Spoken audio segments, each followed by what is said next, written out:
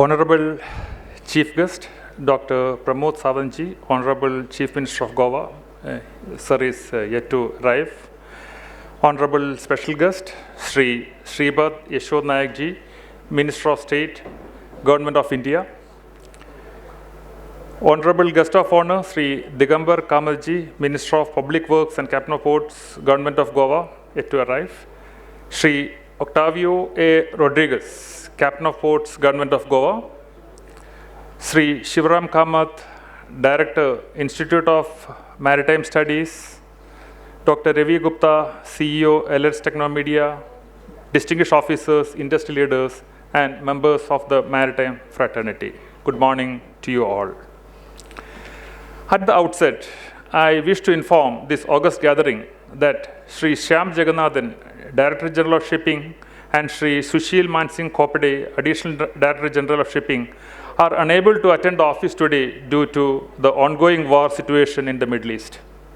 Nearly 23,000 Indian seafarers serving on board foreign flag vessels and around 1,100 on board Indian flag vessels are presently operating in that region. The DG is in continuous coordination with the Ministry of External Affairs, Ministry of Port, Shipping and Waterways, ship owners, and international agencies to ensure their safety and facilitate smooth operational and evacuational measures where necessary. This remains an immediate national priority. And speaking about today's workshop, it reflects the structural transformation underway in India's maritime governance framework. Under Maritime India Vision 2030 and the long-term roadmap of Maritime Amritkal Vision 2047, the government has placed strong emphasis on strengthening domestic shipbuilding, modernizing shipyards, promoting coastal shipping, and ensuring environmentally compliant ship recycling.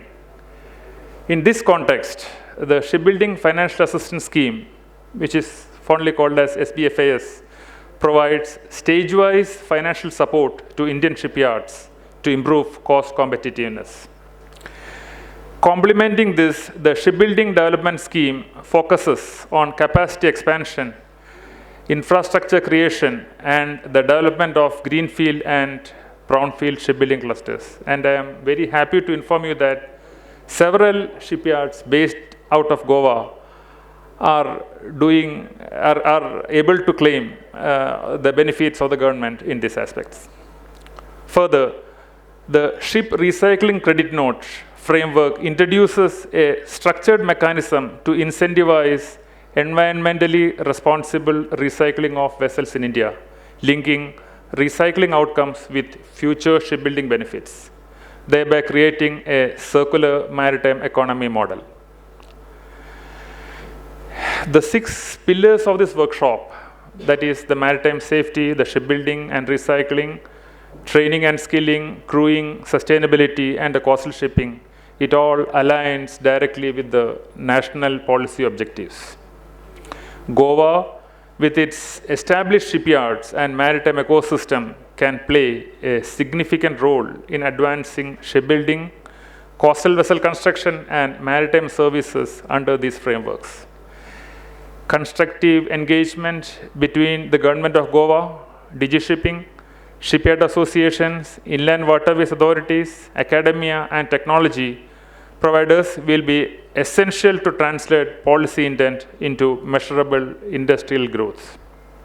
I commend the organizers for curating this comprehensive and policy-aligned platform, and I am confident that today's deliberations will contribute meaningfully to strengthening India's coastal maritime ecosystem and enhancing our shipbuilding and recycling capabilities.